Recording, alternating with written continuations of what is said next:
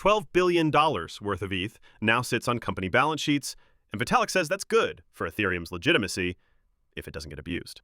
Publicly traded ETH treasury firms like Bitmine, SharpLink, and the Ether Machine have been accumulating aggressively, together holding about 1.6% of the circulating ETH supply, roughly the same as US spot ETH ETFs. For investors who can't or won't hold crypto directly, these companies give indirect exposure through a stock ticker.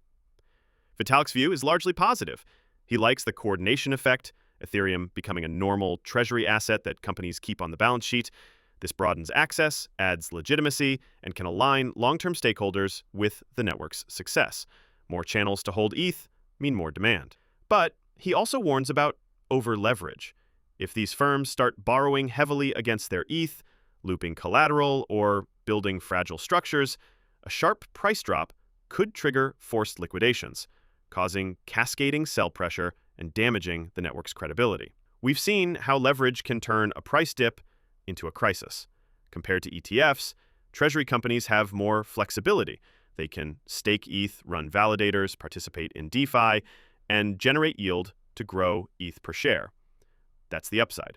The trade-off is that they take on business risk, leverage risk, and management execution risk.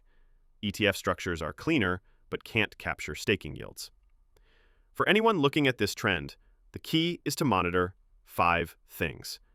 First, leverage levels and loan-to-value ratios. Second, how much ETH supply is concentrated in a handful of companies. Third, transparency around staking, custody, and risk. Fourth, whether yields are compounding ETH per share or being diluted.